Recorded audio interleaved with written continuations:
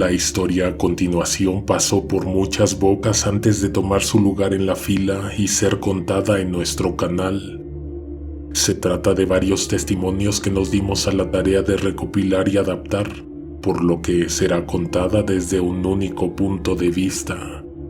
Debes saber que hubo muchos ojos que vieron y muchos oídos que escucharon lo que escucharás a continuación. Por respeto a todas las y los involucrados, evitaremos dar sus nombres reales.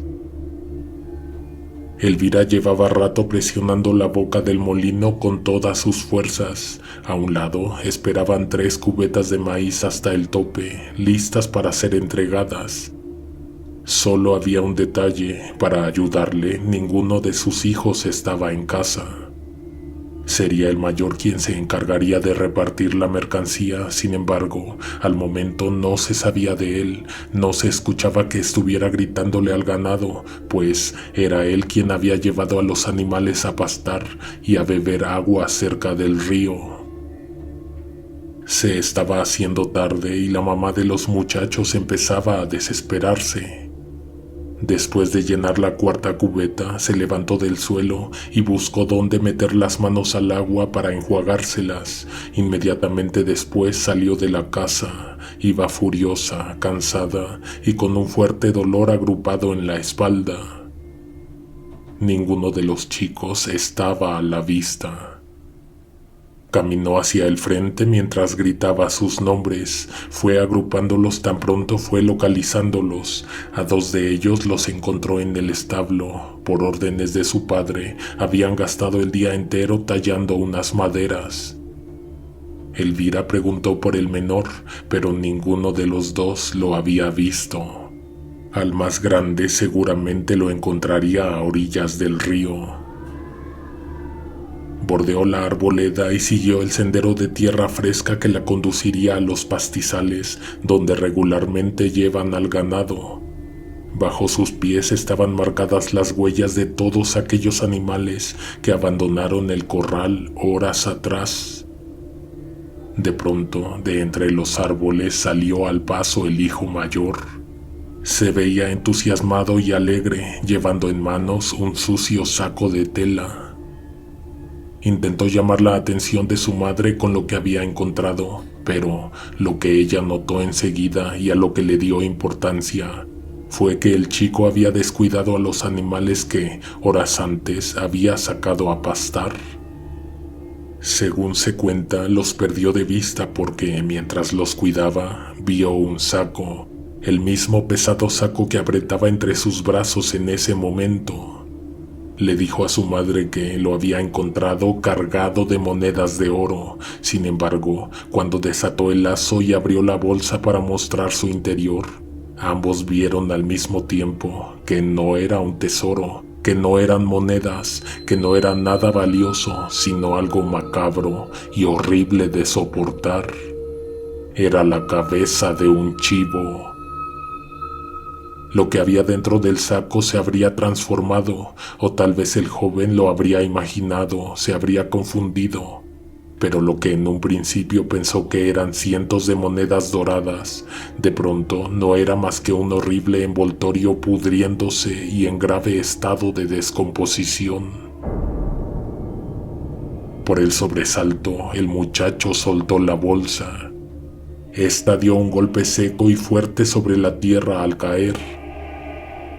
El saco quedó tirado con la boca abierta, dejando ver desde su posición las fauces muertas que mostraban los dientes de aquel animal. Sus ojos, por otro lado, se veían vivos, parecían fijarse en los ojos de aquellos que abrieron la bolsa, que miraban la cabeza con horror y disgusto.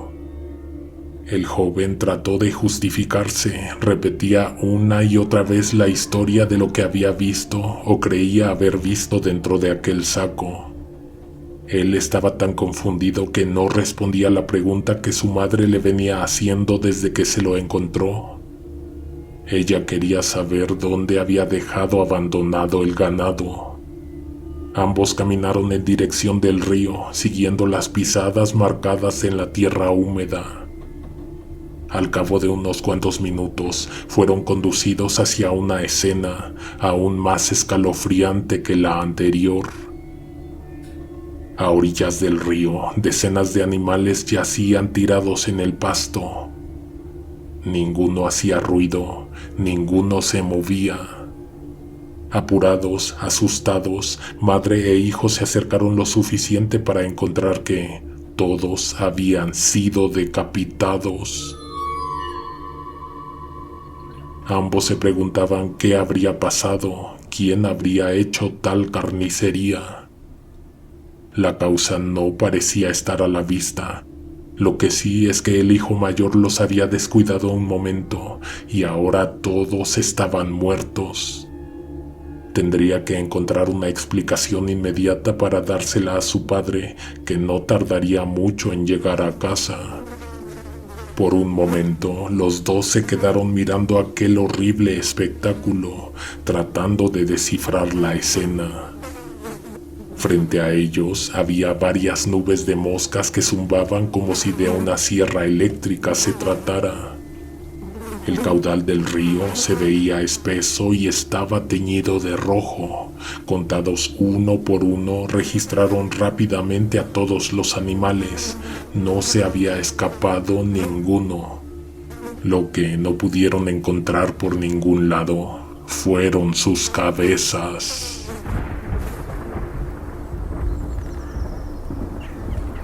La tarde había llegado a su fin y el hermano menor no aparecía. Era el único que hacía falta en la casa además del padre, pero él llegaba ya entrada la noche, la mayoría de las veces con sorprendente y puntual precisión. Dentro de aquel terreno, pero no en la misma casa, vivía una pareja con un niño. Tenían una casita modesta al final de la finca. Las mujeres de cada casa generalmente pasaban el día juntas frente al horno o al molino. Salieron los 5 a buscar al pequeño, Elvira, Adriana y su bebé, el hijo mayor y los 2 de en medio. Según se recuerda, no se podían concentrar bien en su búsqueda, seguían pensando en lo que iban a decir cuando llegara el señor, repasando en sus mentes una y otra vez la terrorífica imagen. Cuando avanzaron al fondo del terreno y abandonaron la finca, caminaron en dirección del río, pensando en que deberían gritar y buscar dentro de la arboleda. En un punto se espesaba tanto la vegetación que no solo era peligroso continuar, sino que no existía manera o explicación alguna de que el niño se hubiera internado en el bosque. Era ese un lugar que estaba prohibido para todos. Volvieron a casa después de 2 horas, cuando calcularon que los señores estarían regresando de trabajar, cada uno a su respectiva casa, pero a quien le estaban prestando especial atención a su llegada era al papá de los muchachos, quien para entonces no solo se encontraría con que su hijo menor había desaparecido, sino que su ganado ya no existía. Las luces de la casa estaban prendidas, lo cual indicaba que él ya estaba en casa. Para sorpresa de quienes habían gastado varias horas buscando, el hijo menor los estaba esperando a todos en la entrada. ¿Cómo volvió? ¿Dónde estaba? ¿A qué hora regresó? Eran las preguntas que le hacían al menor de los hermanos. Juan, el padre de todos ellos, salió de la casa entonces. Ya estaba de mal humor, pero se encendió en cuanto sospechó que había algo fuera de lugar. En primera, porque cuando llegó no encontró a nadie. Estaba esperando ante la mesa cuando golpearon la puerta. Un jinete había traído al hijo menor. El hombre que llevó de vuelta al chico jamás se bajó del caballo y lo único que mencionó fue que había encontrado al pequeño cerca de la cueva del diablo. No dijo más, no explicó que ese no era sitio para que un niño de 8 años estuviese jugando a solas, ni que estaba a horas caminando de la casa. Le llaman la Cueva del Diablo a una caverna que se abre entre la tierra y las grandes piedras que constituyen una parte de la ladera del cerro. Dicha cueva prácticamente se encuentra al otro extremo de la alta colina, entre la tupida arboleda. Las cosas se pusieron peor cuando no se pudo explicar la muerte de todos los animales del corral. Cegado por la ira, Juan llevó a su hijo al corral a castigarlo. Se oyeron tanto los azotes como los gritos del muchacho. Adriana y su esposo se retiraron inmediatamente a su casa antes de que eso pasara. No obstante, desde su morada, ellos también pudieron escuchar el tormento. Lo que Adriana recuerda con horror es que, además de los latigazos y los gritos del joven, la noche se ahogaba en carcajadas, espantosas risotadas que salían de alguna parte del terreno, de la oscuridad, de las penumbras. Juan volvió solo a la casa, dejando al muchacho en el corral. Pasaría la noche pensando y arrepintiéndose de lo que había hecho. Más de uno en ese lugar pasaría la noche en vela, algunos sin poder sacarse de la cabeza las horribles imágenes de la noche y de la tarde anterior. Otros los que le pusieron atención a sus alrededores porque escucharon que durante toda la madrugada un caballo y definitivamente también un jinete recorrieron la finca de extremo a extremo, rondando los corrales, haciendo relinchar al mismo caballo. Si tú crees que para ese momento no lo habían pensado, déjame decirte que te equivocas. Desde que Elvira encontró la fila de animales tirados a orillas del río, se imaginó que todo había sido una obra oscura, del mal, del diablo. No fue ella la única que lo pensó, también a Juan le había pasado por la mente esa posibilidad. Sin embargo, también estaba seguro de que el joven se había distraído voluntariamente de su tarea, por lo cual merecía el castigo.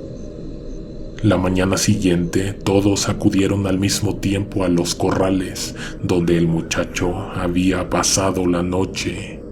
En lugar de encontrarlo como su padre juraba que lo había dejado, el muchacho estaba amarrado de brazos y piernas, desnudo y con la espalda destrozada por los latigazos. Para ese momento de la mañana, el joven se había rendido, todo su cuerpo colgaba solo de las muñecas. Pensaron que estaba inconsciente o dormido, pero cuando lo vieron bien, estaba muerto. No era él lo único que constituía la macabra escena en el corral. En una decena de estacas acomodadas en una esquina y otra, estaban lo que no habían encontrado la tarde anterior: las cabezas de los animales en el río. Había un salpicadero por todos lados, gruesas líneas rojas que corrían por la tierra y que subían por una de las paredes del sitio. Ahí mismo había palabras escritas, seguramente en otro idioma, en otra lengua. Una de esas líneas de sangre revolcadas con tierra pintaba en el abdomen del muchacho una cruz invertida. No hacía falta que alguien lo dijera, el diablo o alguien muy parecido, con el mismo mal, con las mismas intenciones, había visitado la finca de noche.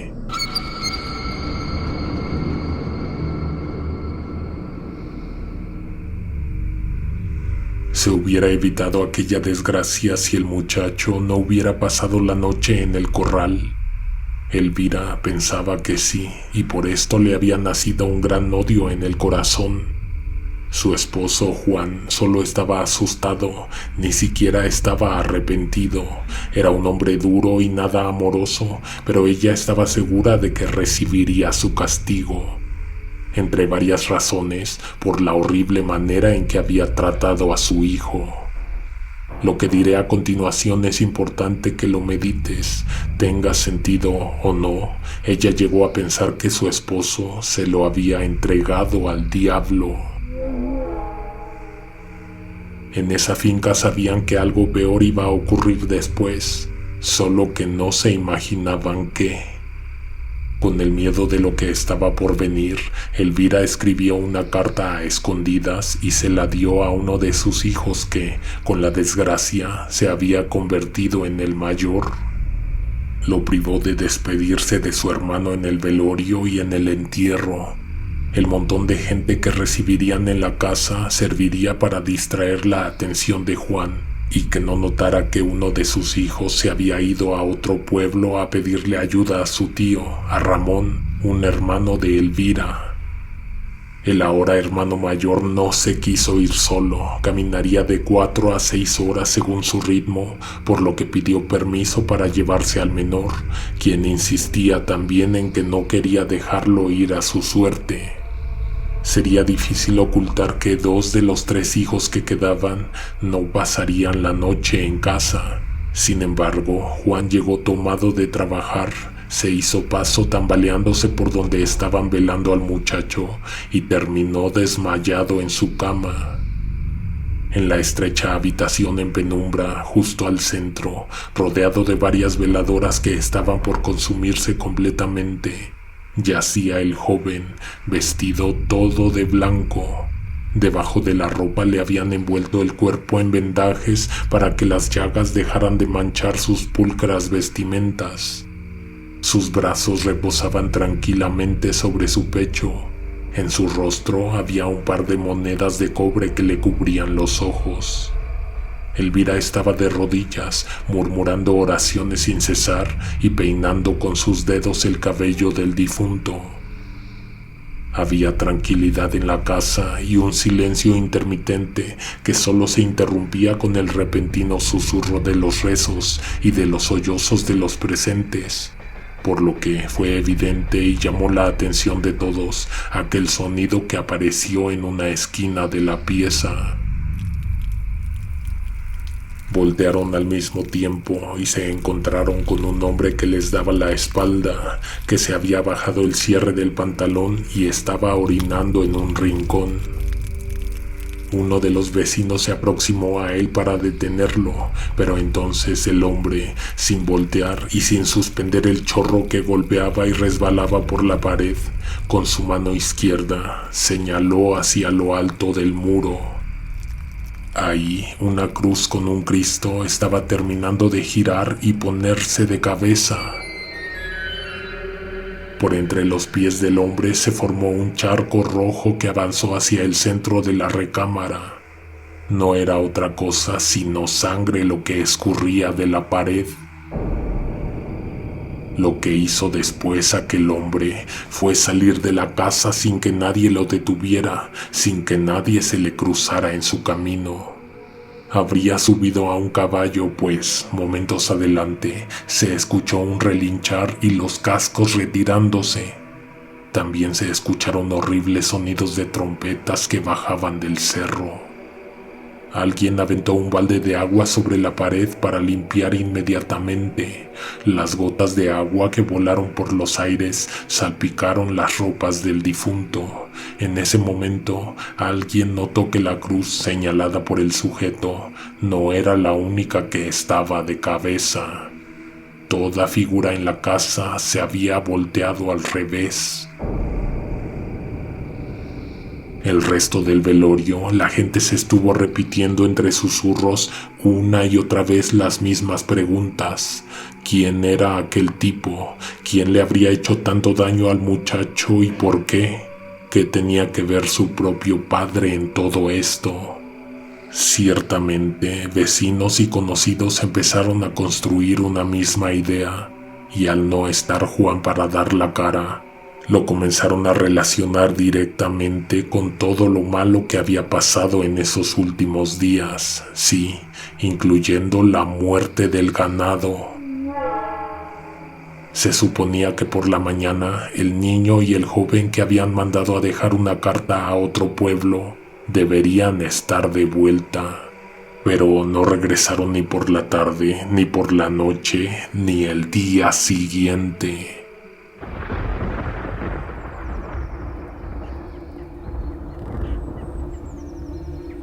Los dos hijos de Elvira salieron muy temprano de casa y mucho antes del velorio de su hermano. Casi sin aliento y cansada de llorar la muerte del mayor, su madre les dio suficientes instrucciones para que le entregaran la carta a su tío Ramón. Les dijo por dónde irse, les enlistó ciertas precauciones que había que tener en el camino, les dijo por dónde buscar y dónde podrían encontrar a Ramón, pero en lo que más hizo hincapié fue en el orden de las cosas que tenían que hacer en cuanto estuvieran con su tío. Para empezar, la carta. Elvira dio órdenes de que debían entregársela con discreción y en un momento en que él estuviera a solas. En dicha carta, su hermana le redactó y envió un mensaje conciso. Le pedía ayuda urgente para salirse de aquella casa con sus hijos y sus cosas. También le contó brevemente lo que había pasado con el mayor, así como lo que ella creía que había sucedido. El texto terminaba dando a entender que necesitaba que su hermano fuera a poner orden, es decir, arreglar cuentas con Juan. Los hijos de Elvira llegaron al otro pueblo poco antes del mediodía. Tal y como su madre lo había advertido, a Ramón lo encontraron en la plaza. Se estaba asoleando en una banca mientras esperaba afuera de la iglesia a su familia. Cuando los vio, solo reconoció al mayor. Al pequeño, hasta ese momento, no había tenido oportunidad de conocerlo. Los ánimos estaban calmados porque no era momento aún de que Ramón se enterara que en aquel otro pueblo donde vivía su hermana con su familia, le estaban llorando a un hijo muerto. Entusiasmado, Ramón, quien ya había tomado misa, pero solo esperaba a que su esposa terminara una conversación dentro de la iglesia, se levantó de su asiento y caminó con sus sobrinos hacia el frío interior del templo. En ese momento sonaban las campanas de aquella construcción histórica, la cual estaba rodeada de una fresca plaza con árboles y un kiosco. Era ese un pueblo como muchos que hay al interior de la República, con casas chicas e iglesias grandes. En cuanto ingresaron al recinto, les entró por la nariz el olor a madera, a parafina, a flores y a incienso que caracteriza a esos lugares. Pasos adelante del pesado portón, les salió al paso una monja. Los detuvo haciendo una señal con ambas manos levantadas y las palmas abiertas. Les impidió el paso y los examinó de arriba a abajo. Era una mujer mayor ataviada en un hábito negro que le cubría hasta los pies. Encima de la cabeza llevaba una capa que oscurecía un poco su rostro. Aquella monja se dirigió inmediatamente a Ramón, le miró el pecho y luego extendió su arrugada mano hacia él para tocar y luego tomar una cruz de plata que pendía de una cadenita que él llevaba alrededor del cuello. La apretó entre sus dedos y después jaló tan fuerte que rompió el collar. Inmediatamente se guardó la cruz entre las ropas y entonces le advirtió al tío, con aquella voz de mando que tienen las autoridades religiosas, que no podía entrar portando eso al cuello. Parecía que no tenía sentido, era tan solo una pequeña cruz de plata, nada con que se le estuviera faltando el respeto al lugar. Miró al pequeño, se agachó para verlo de frente, le acarició una mejilla y le alborotó el pelo. Después, untó 2 dedos de su mano izquierda en una tintura que llevaba en la palma de su otra mano y, como cuando te dibujan la cruz de ceniza en la frente, la monja con sus delgados dedos le trazó un círculo y luego una cruz al hermano menor en la cabeza. El otro chico se acercó para recibir la misma imposición, pero, al parecer, la monja no tenía los mismos planes para él. A ese joven lo trató distinto, lo vio a los ojos y lo hizo temblar con la pura mirada.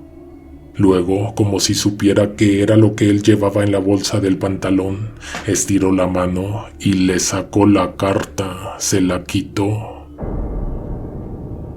La arrugó antes de guardarla y solo entonces les concedió el paso. Los dos hermanos y el tío se quedaron conturbados y ofuscados, pero como hace la mayoría de gente cuando está en una iglesia, aceptaron sin preguntar y sin cuestionar lo que acababa de suceder. Había un segundo portón con altos vitrales de colores fríos, una pila vacía de agua bendita y unos cuantos escalones hacia la nave principal. A medio corredor, el padre y la esposa de Ramón seguían conversando. El hombre y los chicos se aproximaron al encuentro. La mujer y el sacerdote interrumpieron la plática y se dirigieron a los muchachos. El tío de estos los llevó hasta ahí para presentarlos con el religioso, para que, aprovechando la ocasión y la inesperada visita, les diera su bendición. Al padre le llamó la atención lo que el hermano menor tenía dibujado en la frente. Al momento en que sacó un pañuelo de la sotana, le preguntó a Ramón que quién le había pintado tal símbolo al pequeño. Contestaron al mismo tiempo que una monja en la entrada le había impuesto la señal. Mientras el padre limpiaba la frente del niño, los miró con extrañeza y después preguntó que cuál monja habría sido, ya que esa iglesia no contaba con monasterio ni convento. En pocas palabras, ni en los terrenos de la iglesia, ni en todo ese pueblo había monjas. Según concluyeron, la mujer con quien se toparon al entrar, aquella que les quitó la carta, podría no ser una monja. Cuando el sacerdote miró el pañuelo, lo vio teñido de rojo. Parecía sangre lo que había retirado de la frente del chico. Juan, el padre de los chicos, no se presentó al entierro de su hijo mayor. Para ese momento, a él ya le habían llegado los rumores de que todos en el pueblo andaban pensando que él era el asesino. De igual manera, le despertó sospechas el hecho de que, en todo el día siguiente, no vio a sus otros dos hijos, a los que Elvira había mandado a otro pueblo. Mientras todos estuvieron fuera de casa, Juan se quedó a limpiar los corrales, a enterrar los restos del ganado, a barrer, levantar y deshacerse de la paja podrida, llena de sangre. Por la tarde, cuando del entierro volvieron, lo vieron salir de casa sin decir a dónde iba. Desapareció al final de los terrenos montando un caballo y empuñando un machete. Elvira se quedó preocupada porque no sabía a dónde iba Juan, pero sobre todo porque sus otros hijos ya deberían haber vuelto de entregar la carta. Existía la posibilidad de que su esposo se hubiera ido a buscar a Ramón, que alguien le hubiera revelado los planes de ella en la carta, que quisiera sorprender antes de ser sorprendido. Y si se encontraba a los chicos en el camino de vuelta, ¿qué sería capaz de hacerles, de hacer con ellos? La tarde dio paso a la noche, las horas transcurrieron muy lentamente hasta que se hizo de madrugada, momento en que ni Juan ni los niños regresaban a casa. Aunque hubiera querido, no había manera en que Elvira se fuera a la cama a descansar. Cada minuto que pasaba lo ocupaba en torturarse con cada pensamiento que le pasaba por la mente. Se le habían acumulado 3 días y 3 noches enteras de no dormir. La primera la pasó en vela y preocupada por su hijo mayor, pues su padre lo había dejado castigado, lo había azotado por el gran descuido con los animales. La segunda la ocupó para llorarle a su difunto. Ya entonces estaba tan cansada que lo que sucedió con las cruces mientras velaban al muchacho le pareció que había sido algo así como un sueño, una pesadilla. Se estaba quedando dormida sentada cerca de la ventana cuando le vino un extraño olor que, en un principio, no pudo adivinar de dónde venía. Era una pestilencia que había aparecido en la pieza de un momento para otro.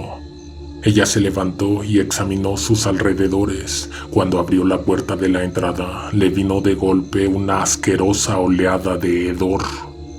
De afuera venía el espantoso olor. Miró a un lado y a otro y casi al instante supo de dónde venía aquella pestilencia. A unos 10 metros de la casa estaba el molino bajo una palapa. A un costado, 4 cubetas de maíz esperaban hasta el tope de podridas. Todas ellas tenían un verdoso recubrimiento de hongos, lo cual era bastante extraño, pues, a pesar de que los botes de maíz se habían quedado sin entregar, descuidados y a la intemperie, lo mucho que podría pasarles es que se asedaran. Sin embargo, apestaban a carne podrida. Se tapó la boca y la nariz con el suéter y trató de caminar en dirección del molino sin respirar. Pero en un momento no pudo aguantar el aliento y tuvo que dejar entrar a sus pulmones una bocanada de aire pútrido. En una de las esquinas de la palapa había un contacto de luz. Elvira encendió el foco que colgaba del centro. Este iluminó lo mínimo, como si estuviera a punto de fundirse. La poca luz que iluminó el sitio mostró algo espantoso, degradante, grotesco, capaz de producir dolorosos espasmos en el estómago con solo verlo. Alguien había utilizado el molino de maíz para moler carne. Las cubetas no estaban llenas del maíz que ella había molido días atrás. Este estaba aventado a un costado sobre la tierra seca. Lo que había dentro de los botes todavía escurría del molino en gruesos trozos al piso de cemento bajo la palapa. Elvira no pudo contener el vientre, sintió una presión angustiante que la hizo devolver el estómago. También le vino un repentino dolor de cabeza y las piernas le temblaron y los muslos le hormiguearon. Tras horribles espasmos, quiso caminar de vuelta a la casa, pero no podía dar paso sin que tuviera que arquear su cuerpo para vomitar. La salvó de desmayarse la repentina sorpresa de que sus hijos estaban de vuelta. Llegaron más o menos a las 3:30 de la mañana. Venían caminando lento y tomados de las manos. Estaban callados y se veían muy serios. El mayor de los dos estaba ojeroso, además de que tenían los ojos hinchados de tanto llorar. Antes de preguntarles cualquier cosa, los examinó, se aseguró de que vinieran en perfecto estado y luego les preguntó si no se habían encontrado con su papá. Ninguno de los dos respondió. Se quedaron callados por unos minutos, mientras los tres caminaban hacia el otro extremo del terreno. Esto para evitar oler de cerca la podredumbre que desbordaba las cubetas. El muchacho mayor, entonces, reveló la noticia. No pudo dar la carta, no pudo entregársela a su tío, ni siquiera le pudo dar el mensaje de ayuda que había mandado su hermana Elvira porque Ramón acababa de ser asesinado la tarde anterior.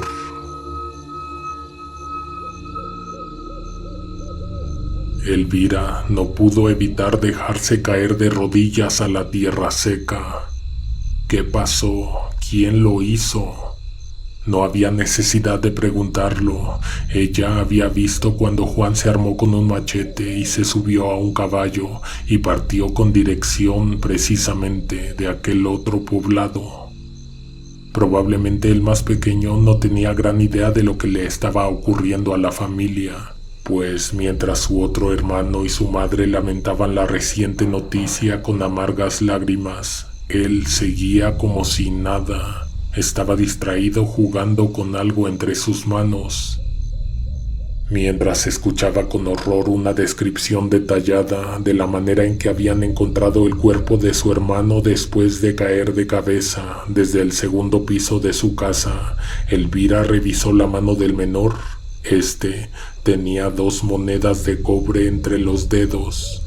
Por un momento perdió el hilo de lo que estaba relatando su otro hijo, ya que se distrajo al darse cuenta de que las monedas con que jugaba el niño eran las mismas que le habían puesto en los ojos a su hermano fallecido para velarlo y luego para enterrarlo.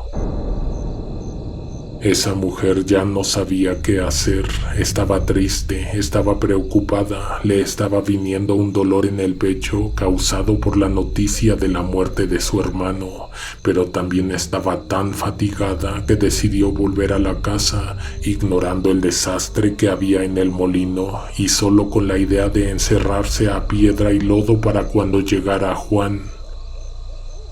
Sus intenciones se vieron interrumpidas y canceladas cuando escuchó a lo lejos el galopar de un caballo. De seguro era su esposo, fúrico por cualquier serie de razones. Cuando el animal apareció bajo el resplandor de la luna, se dieron cuenta que, montando en él, no venía nadie. El caballo se había regresado solo de donde lo dejó o de donde se le perdió a Juan. Bueno, eso fue lo que pensaron ellos cuando lo vieron aparecer en el terreno. La verdad era que Juan sí estaba ahí, solo que no podían verlo porque venía siendo jalado, iba atado de las manos a la silla del caballo. El animal debió haberlo arrastrado por varios kilómetros, seguramente lo habría azotado al pasar por caminos de piedras, por senderos escabrosos y toscos.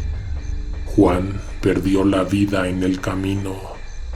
El estado en que el caballo entregó su cuerpo es imposible de describir sin provocar la náusea.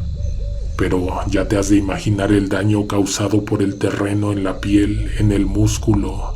También has de estar poniendo una imagen en tu mente de lo debilitadas que se veían sus muñecas que, durante horas, estuvieron amarradas a la cuerda, que eran jaladas con la fuerza de la velocidad en que corría el caballo. Después de desatarlo, Elvira encontró que en el pecho tenía dibujada una cruz, la misma que encontraron en el chico que murió en el corral, atado de pies y manos.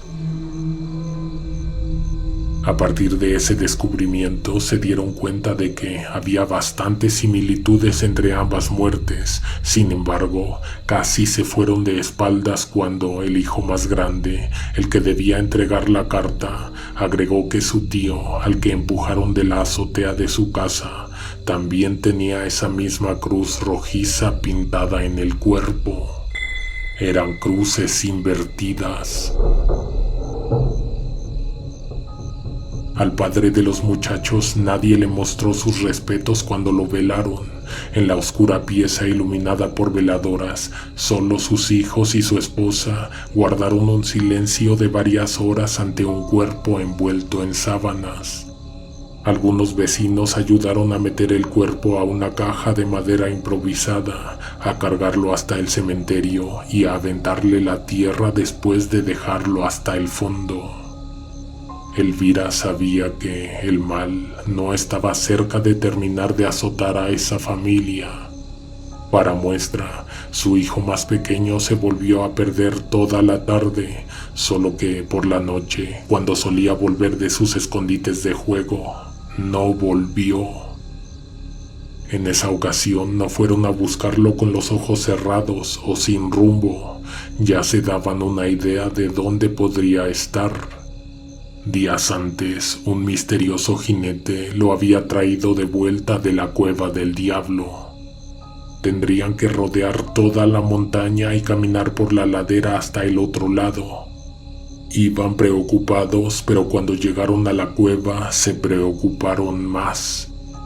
En la entrada de esta, con las luces iluminaron un símbolo que parecía estar pintado con sangre. No era más que una cruz invertida, idéntica a esa que pintaron en los cuerpos muertos del hijo mayor, de Ramón y de Juan, la misma que no pudieron borrarles de la piel y con la que los tres difuntos fueron enterrados.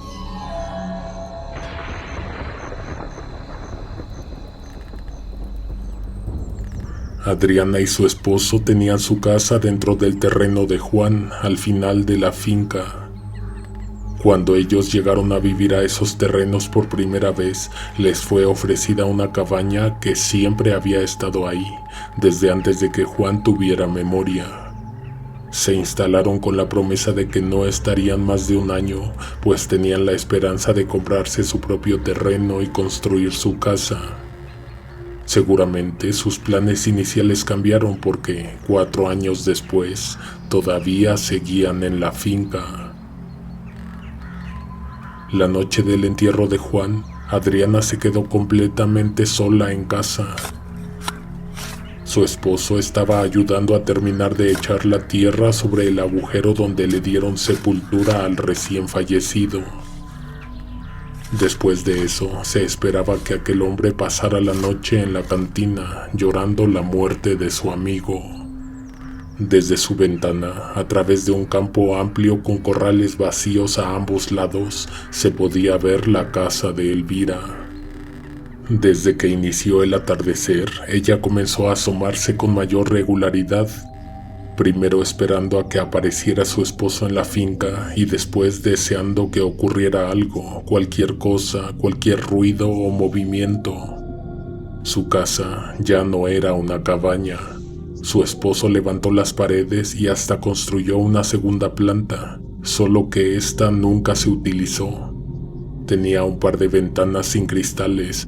En las paredes habían agujeros y canales que subían hacia el techo, pero por ellos no corrían cables de luz. La tarde en aquel sitio había estado más tranquila que de costumbre. El hijo de Adriana dormía plácidamente, ni él hacía ruido. En casa de Elvira no se había encendido ni una sola luz, pero no era porque se hubieran ido temprano a la cama a descansar por fin después de estar 3 días y 3 noches sin dormir. Era porque el menor estaba desaparecido. Pero eso Adriana no lo sabía, solo tenía la ligera y extraña sospecha de que se había quedado sola en el mundo. Se fue a la cama cuando dieron las 11. Se le olvidó cenar por estar deseando que su esposo llegara a tiempo para que lo hicieran juntos. Cerró los ojos y entonces escuchó un golpe seco que provino de alguna parte de la casa. Se levantó de la cama, miró hacia la puerta, buscó a tientas a su hijo y luego escuchó nuevamente el golpe. Esta vez identificó que venía del piso de arriba, justo encima de donde ella estaba ubicada en ese momento. Al principio se oía como si estuvieran azotando un costal o un bulto, como si lo levantaran y lo dejaran caer al suelo. Como el sonido no paraba, ella se fue directamente a buscar entre las cosas de un cajón, encendió una vela y se decidió a investigar. Adriana caminó descalza hacia las escaleras, subió esquivando obstáculos, se hizo paso entre un montón de cajas. Por las ventanas entraba un poco de luz de luna, pero no la suficiente como para iluminar todo el espacio. Ni siquiera la vela resultaba tan efectiva, porque cuando ella subió no pudo ver inmediatamente qué era lo que estaba provocando los golpes encima del techo de su cuarto. Tuvo que caminar un poco más, percibir olores desagradables, escuchar las moscas y sentirlas chocando contra su cara y sus brazos para darse cuenta que no era el viento quien provocaba los ruidos. Sus ojos vieron una cosa repugnante e inaudita. Una nube de moscas flotaba por todo el final de la pieza, pero en el centro, estas se condensaban aún más y burdamente formaban una silueta humanoide. Según la única testigo, era como una sombra que se agachaba para tomar un pequeño saco del suelo y luego levantarlo, ponerse de pie y dejarlo caer. El saco, que parecía ser del tamaño de una cabeza, era lo que provocaba los golpes. Adriana se llevó la mano a la frente y luego se dibujó la cruz en la cara, en el pecho y en los hombros. Se buscó con la mano una cruz que pendía de una cadenita y la apretó con sus dedos.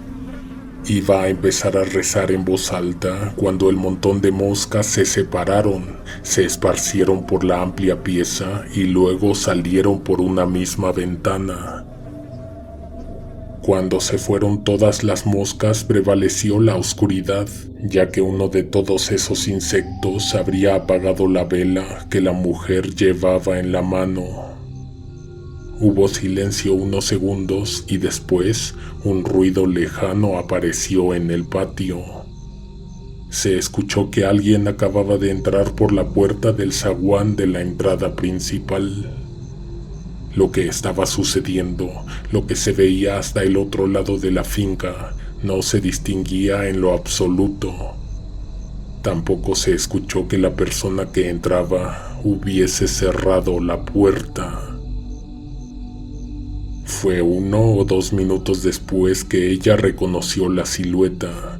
La persona que venía aproximándose por el campo era su esposo. Jalaba, más bien arrastraba algo, por eso venía desplazándose lentamente. Momentos después, ella notó que era un costal lo que él llevaba tras de sí. Caminó apresurada hacia las escaleras, tropezando con cosas que había en el camino y que no podía ver entre las penumbras que dominaban ese espacio. Bajó, corrió hacia la puerta, encendió la luz de la marquesina y salió de la casa. Por encima, no muy alto en el cielo, parvadas de aves revoloteaban asustadas.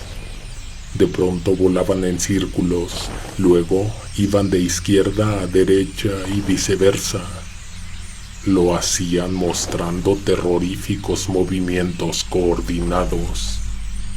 Se sabía que algo malo estaba pasando. Desde hace 3 días que se sentía el aire impuro, las noches intranquilas. Algo maligno tenía su atención fijada en esos terrenos, en esas familias.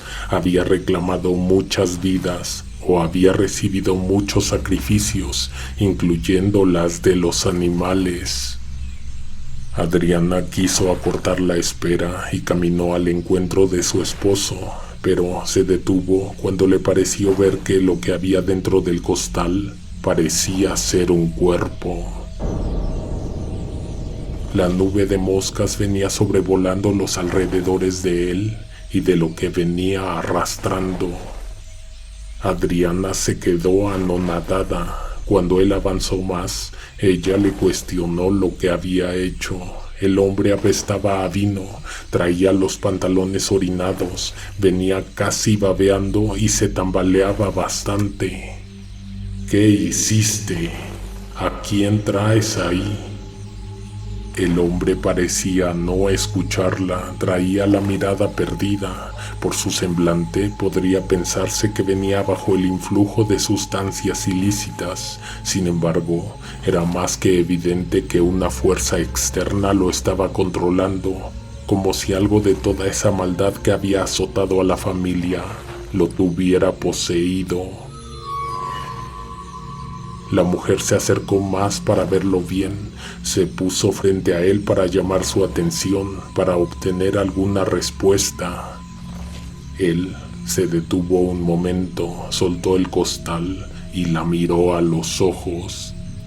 Ella jura que detrás de esas pupilas no estaba él, era algo o alguien más ocupando el cuerpo de su esposo. Aquel hombre la apartó del camino con fuerza. Ella no pudo evitar caer. El aventón la lanzó por los aires y del golpe perdió el aliento. No se pudo levantar inmediatamente del suelo. Lo único que hizo fue mirar a ese desconocido, arrastrar el costal y el cadáver hasta desaparecer en la vegetación al final de la finca.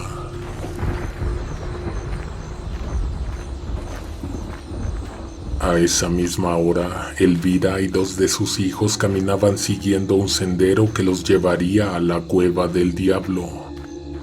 Tenían la certeza de que por ahí encontrarían al más pequeño de la familia. La cueva del diablo había sido lugar de muchas desapariciones. En cierto punto del cerro existía una abertura cavernosa que tenía unos cuantos metros de profundidad. Después de unos pasos, la garganta de dicha cueva se estrechaba tanto que en cierto punto se cerraba hasta solo dejar un pequeño agujero por el que únicamente un niño menor a 10 años podría caber. Los hermanos del pequeño se tomaron turnos para intentar entrar, ya que previa inspección habían visto la luz encendida de una vela del otro lado. En uno de tantos intentos, uno de ellos vio al pequeño pasar corriendo frente a sus ojos. Lo vio esconderse en la oscuridad. El muchacho se levantó del suelo e inmediatamente le confirmó a su madre que había visto a su hermano en la cueva. Elvira se acercó, tendida boca abajo sobre el suelo, acercó el rostro lo más que pudo y puso atención para escuchar o ver algo. De pronto apareció un ruido, eran pasos, luego la voz de un adulto. De por sí la escena era alucinante. Estar a la medianoche en la tenebrosa arboleda buscando en el interior de una cueva a un niño de 8 años es una imagen estremecedora y pavorosa. Ahora súmale que descubres que también hay un hombre adulto. Una persona que debió haber entrado por otra parte de la cueva, ya que por donde Elvira se asomaba no cabía ni siquiera uno de los muchachos que la acompañaban en ese momento. De un instante a otro se vieron los pies del niño.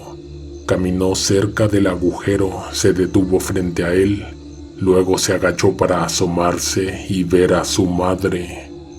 La cara que apareció del otro lado del agujero no era la cara de un niño de 8 años, ni siquiera de un niño, ni de una persona conocida. Era el rostro de un hombre de 50 y tantos años, con una nariz afilada, con una mirada siniestra. El susto que le provocó la repentina visión la hizo retroceder y golpearse la cabeza contra una de las piedras que salían de las paredes de la cueva. Aún tirada de rodillas, se puso a gritarle a su hijo, pero antes mandó a los hermanos a buscar alguna otra entrada a la cueva. Ella se quedó sola, se colocó boca abajo y se asomó, pero no se acercó más. El rostro que la había sorprendido le quedó a unos 5 centímetros del suyo. Cuando volvieron los muchachos, trajeron la noticia de que no había ninguna otra entrada a la cueva, al menos no por esa parte del cerro. Elvira estaba tan desesperada por sacar a su hijo de aquel agujero que sintió la necesidad de regresar inmediatamente a la finca para pedir ayuda. Esperaba encontrar al esposo de Adriana para que le ayudara a quebrar las piedras, para que llevaran una cuerda, para ver qué podían hacer para sacar a su hijo menor. Caminarían de vuelta a la finca sin saber que precisamente ese hombre iba en camino a la cueva del diablo. Estaban a punto de partir a casa cuando escucharon que entre los arbustos crecidos y las ramas secas en el suelo venía alguien caminando lento y arrastrando algo.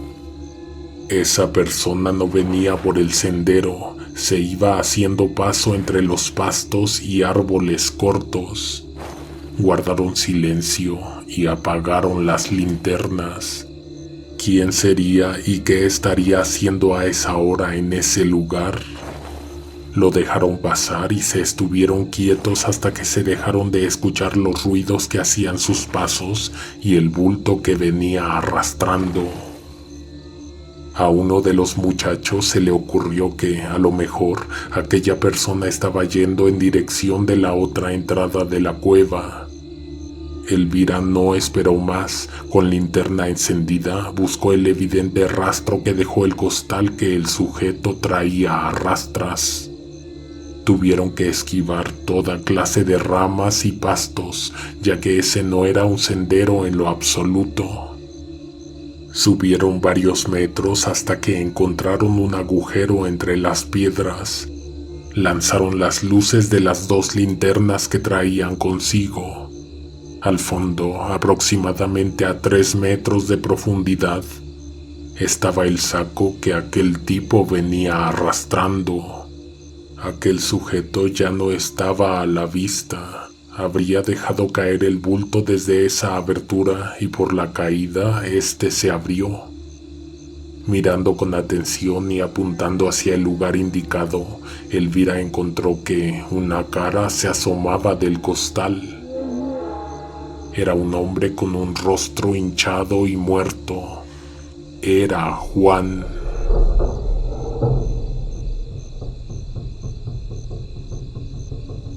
Horrorizada por lo que había visto, pero más por lo que le había pasado por la mente, se puso de pie y le ordenó a sus hijos que la siguieran a casa. Iría por la ayuda que tanto había deseado y por una cuerda que le hacía falta para entrar a la cueva. Fueron y regresaron en menos de 1 hora. Los hermanos venían fatigados, arrastrando los pies, jadeando. Elvira no. Ella estaba alerta, asustada, también ansiosa y desesperada.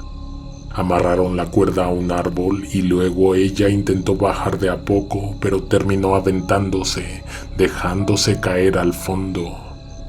Para ese momento, el saco ya no estaba. Algo o alguien lo había movido del lugar. Cuando Elvira se pudo incorporar, pidió que le lanzaran una linterna, les ordenó que no se alejaran de la entrada y entonces se fue a buscar a su hijo. Caminó por los estrechos túneles que no llevaban a ningún lado, recorrió los mismos lugares una y otra vez hasta que se detuvo y puso su mente a pensar. Sintió una corriente de aire y la siguió hasta que encontró una cámara. No era alta, pero sí era profunda. Estaba iluminada con la luz de una vela. Era el lugar que ellos habían visto a través del agujero. De cuclillas caminó hacia el centro de esta, mirando cuidadosamente los detalles, intentando no hacer más ruido del necesario. De pronto apareció el bulto. Sí era un cuerpo y ya no estaba en un costal. Frente a 3 cruces invertidas pintadas en la pared de la cueva, había 3 cuerpos: Juan, Ramón y el hijo mayor. No pudo ver las caras, pero si no eran ellos, entonces ¿quiénes? Más allá, sentado en el piso y recargado en la pared, estaba su hijo menor. Realmente solo se trataba de sus restos. Su madre lo reconoció por sus ropas. Su cuerpo había superado varios estados de descomposición y ya no era reconocible. Elvira gritó hasta lastimarse la garganta, se dejó caer al suelo, se desvaneció, perdió todas sus fuerzas y quedó desmayada en el piso. Sus 2 hijos la despertaron tiempo después, se metieron a la cueva usando la cuerda, estuvieron perdidos un rato hasta que también encontraron la cámara. Cuando la madre despertó, volvió a llorar, volvió a darse cuenta de que no había sido la peor de sus pesadillas. Como era que horas antes había visto al menor de sus hijos jugar en el cementerio a la hora del entierro de su padre. Había más preguntas para ella: ¿para qué y quién había formado los cuerpos en ese siniestro ritual de sepultura al interior de la cueva? En el fondo de la cámara había alguien observándolos, alguien que evitaba toda luz, alguien cuya silueta desaparecía momentos antes de que la linterna le apuntara con su débil resplandor. Por los instantes en que lograba ser visible, dedujeron que se trataba de un hombre, un sujeto con sombrero, como un jinete. Sería o tendría que ser el diablo, si no, ¿por qué le habrían puesto ese nombre a la cueva?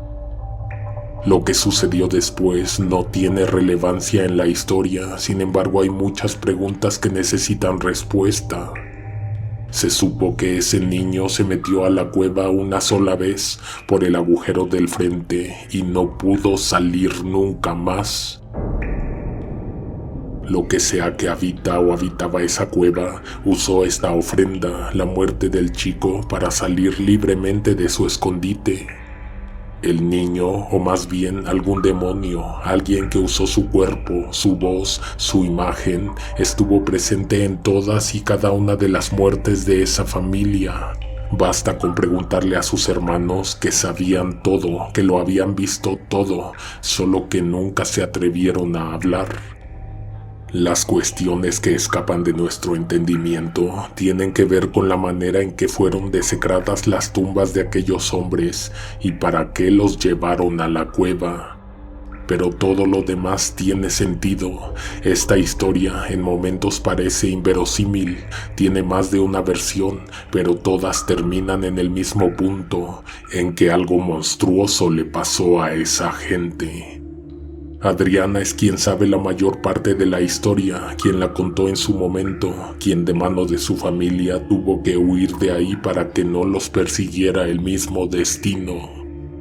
Una de las cosas que nos hacen pensar que todos en casa de Elvira tuvieron el mismo final fue que ella misma le contó a Adriana que había veces en que ella y sus 2 hijos despertaban con los brazos cruzados y con un par de monedas de cobre reposando en sus ojos cerrados.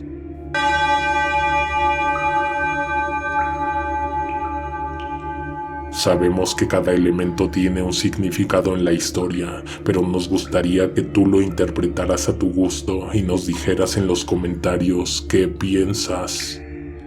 ¿Por qué la monja le arrebató la cruz del cuello al tío? ¿Por qué le pintó un símbolo al niño? ¿Qué era lo que había en el molino? ¿Dónde terminó la carta? Espero te haya gustado esta historia. No me quiero ir sin agradecer a la familia Salazar por la gran cantidad de detalles proporcionados, por las incontables charlas que tuvimos para construir esta historia, por compartir con nosotros y con el público esta increíble serie de experiencias. No se te olvide dejar tu like y suscribirte. Por cierto, dentro del saco que se azotaba en el piso en casa de Adriana, sí había una cabeza, solo que nadie supo nunca de quién era. Alguien te observa en la oscuridad.